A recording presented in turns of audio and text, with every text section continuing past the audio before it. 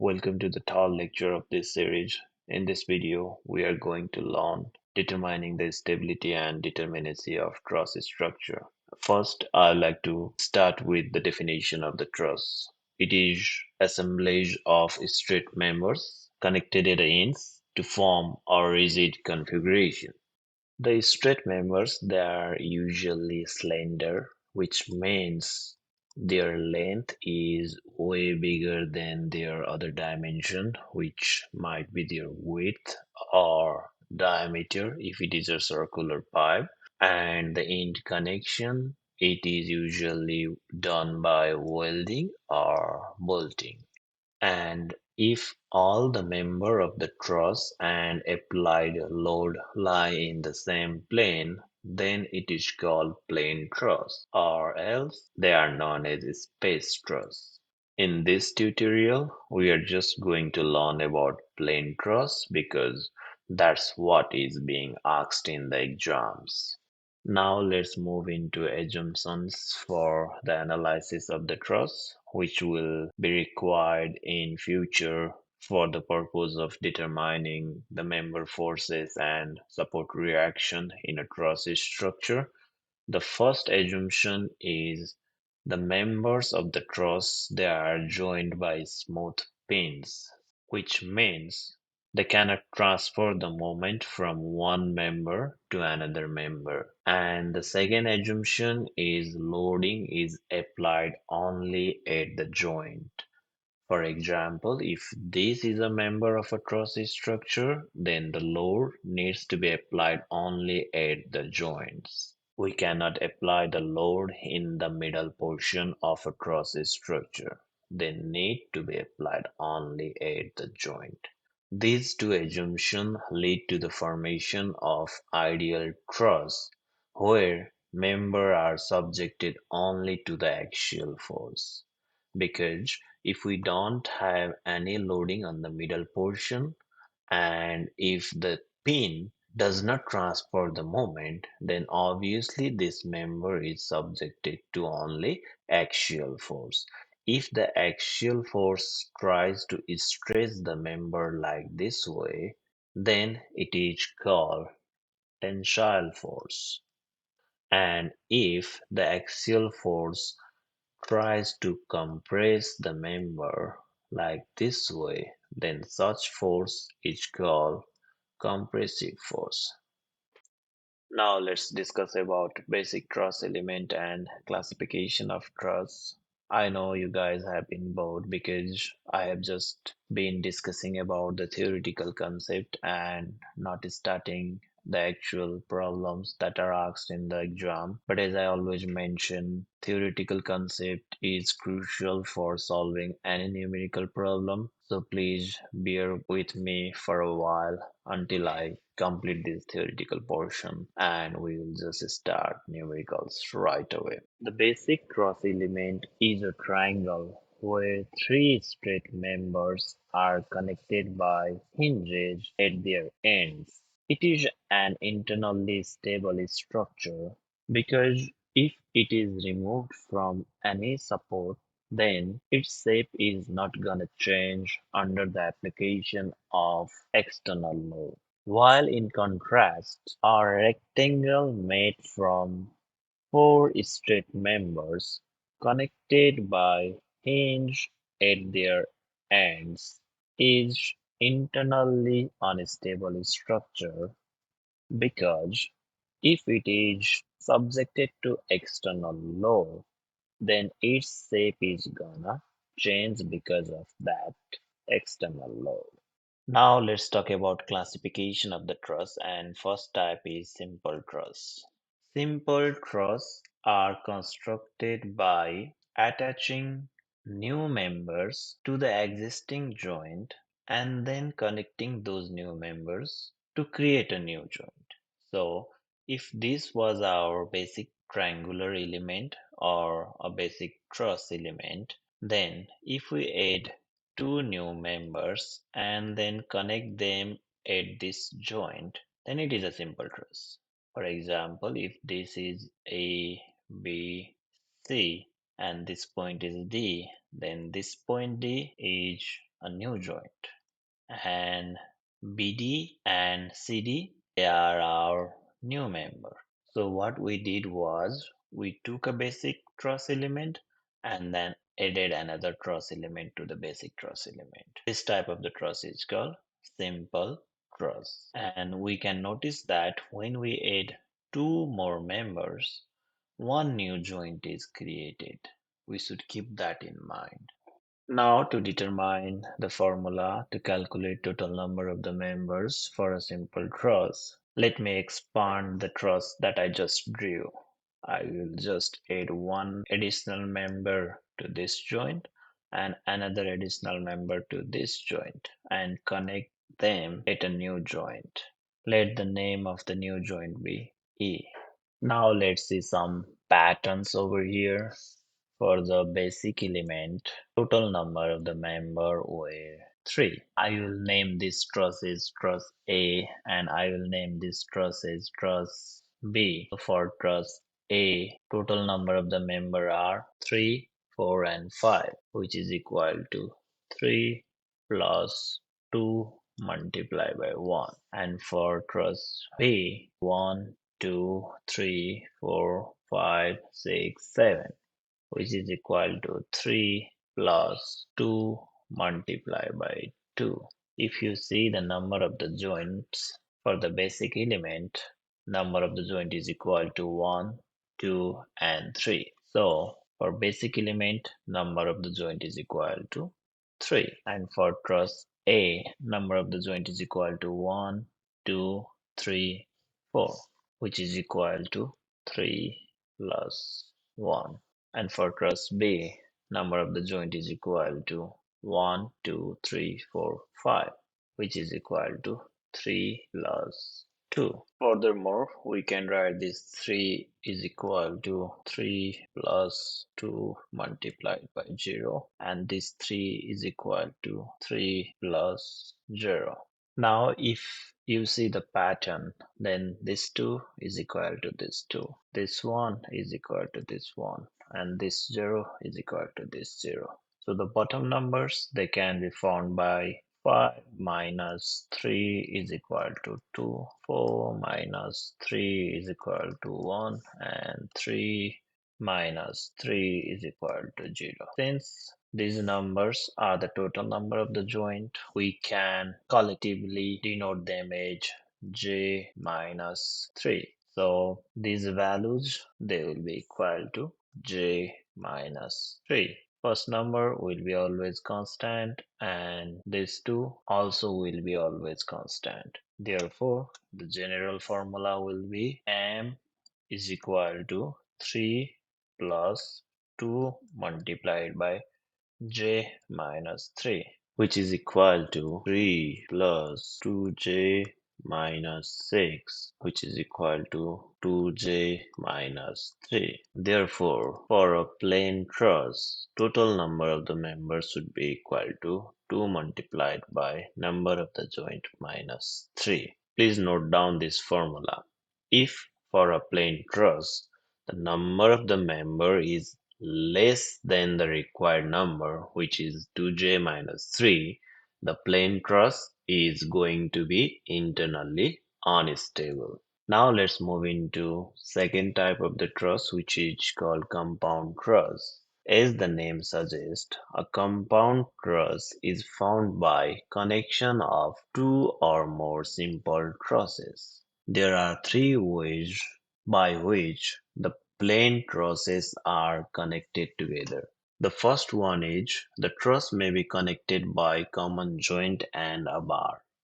For example, we can connect these two trusses at a common joint and a bar. So what we did was we made a connection at a common joint and we added a new bar BC to connect these two plain trusses together. So this is a compound truss. The another way for the connection is connection by three bars. For example, if this is a plain truss and then if this is another plain truss, What we can do is we can add three bars to connect these two truss together. So truss A, B, C and truss D, E, F are connected by bars AD, BE and FC.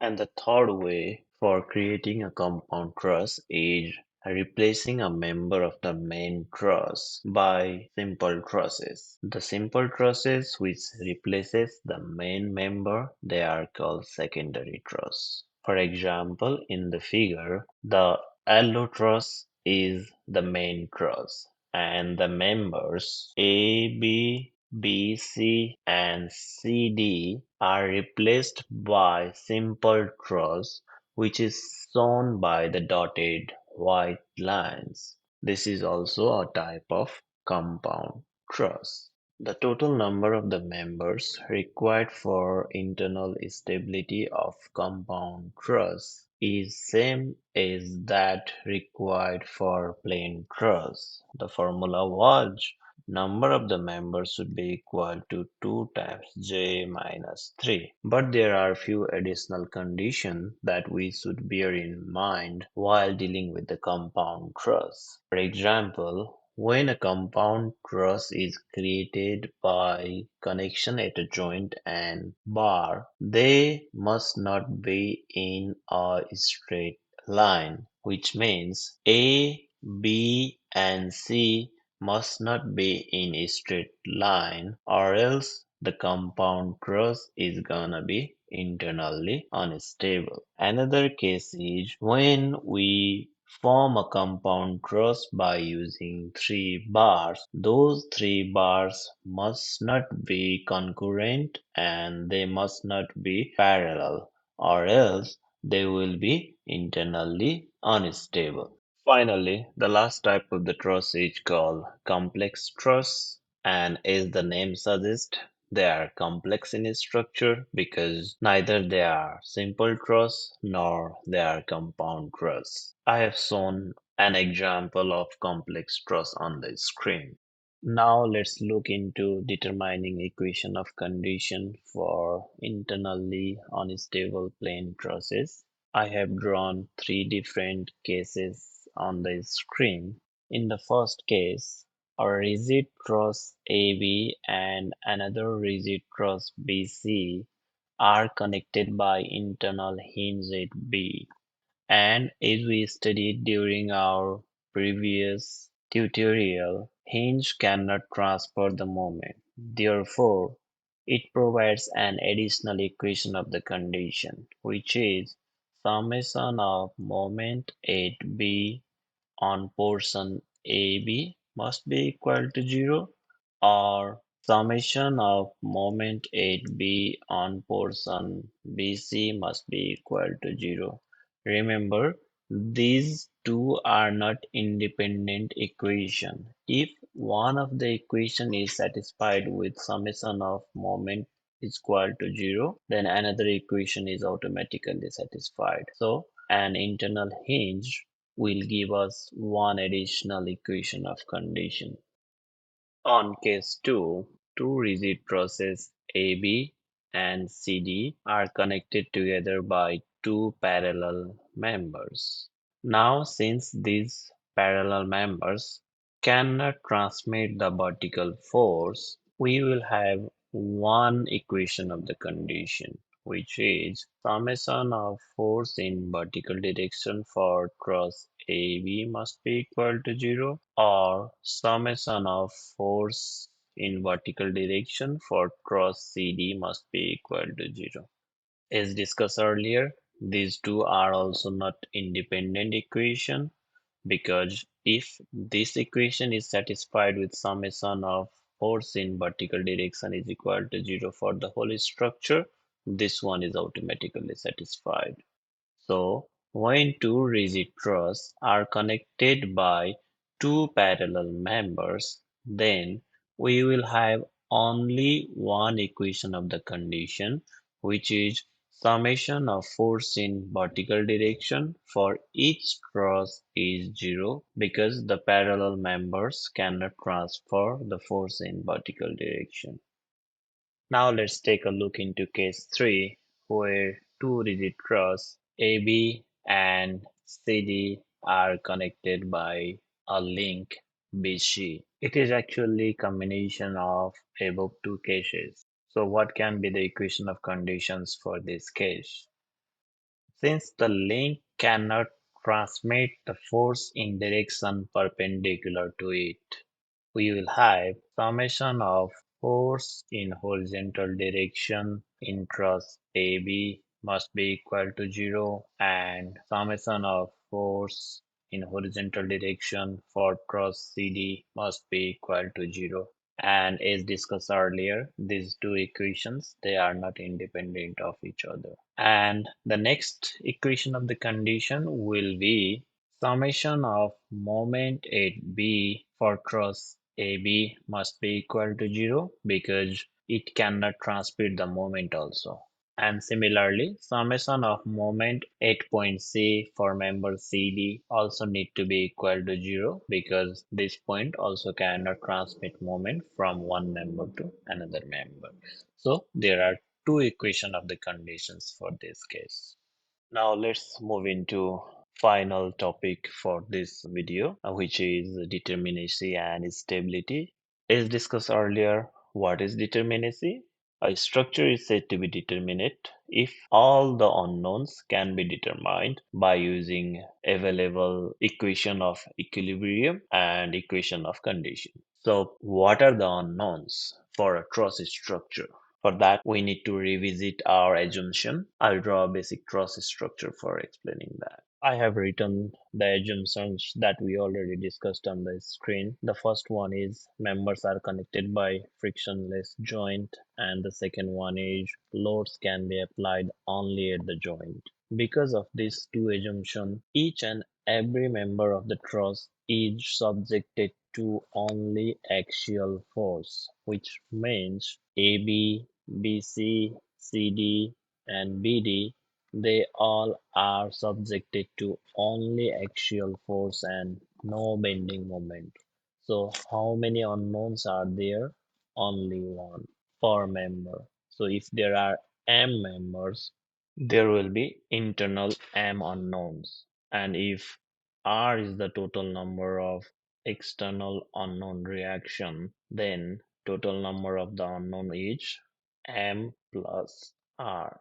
And how many available equation we have? We will have only two equation per joint. That will be summation of horizontal must be equal to 0 and summation of vertical is equal to 0. We won't have summation of moment equal to 0 because of the assumptions that equation is automatically satisfied. So if there are j number of joints in our truss, then total number of available equation is equal to 2 multiplied by number of the joints. So what will be the degree of the indeterminacy? As discussed earlier, degree of static indeterminacy is equal to total number of the unknown minus total number of the non-equation, which gives m plus r minus 2j. So if this value is equal to 0, then our structure is determinate. If this value is less than 0, which means total number of the unknown is less than total number of the available equation, that means our structure is gonna be unstable. And if this value is greater than 0, then total number of the unknown is greater than total number of the available equation, which means we can't find our unknowns with the number of available equation. Thus, the structure becomes indeterminate. Now let's talk about stability. As discussed earlier, there are two kinds of stability. One is external and another one is internal. So for external stability or instability, how many external unknowns are there? It is R. And how many equations are available to find these unknowns? There are three equations of the equilibrium and there may be some equation of the condition. So the degree of external indeterminacy is equal to unknown minus known, which is equal to r minus 3 plus c. So if this value is less than 0, then the structure will become externally unstable. And there might be another cases also where all the reactions are either parallel or concurrent, and in that case also the structure will be externally unstable. It was discussed in my previous videos as well. And for internal instability, we already discussed that if m is equal to 2j plus 3, then it is internally stable. If this value is less than 2j plus 3, then it is unstable. And if this value is greater than 2j plus 3, it will be indeterminate. Even if this criteria is satisfied, sometimes a truss may be internally unstable because it may form some kind of collapse mechanism. For example, I will just draw a picture. I think we discussed about that when we studied the compound truss. In this compound truss, the outer truss is connected to the inner truss by three members, and these three members they are concurrent at point O. In this case, even the slightest disturbance, for example in this direction, will cause this part to rotate, which means it is internally unstable because of that collapse mechanism. So we should be careful about that before saying if it is internally stable or unstable just by using this formula. So this formula, it is necessary condition for internal stability, but it might not be the sufficient condition sometimes. That's all for this tutorial, and in the next one I will come up with some examples for all three type of the structure we discussed.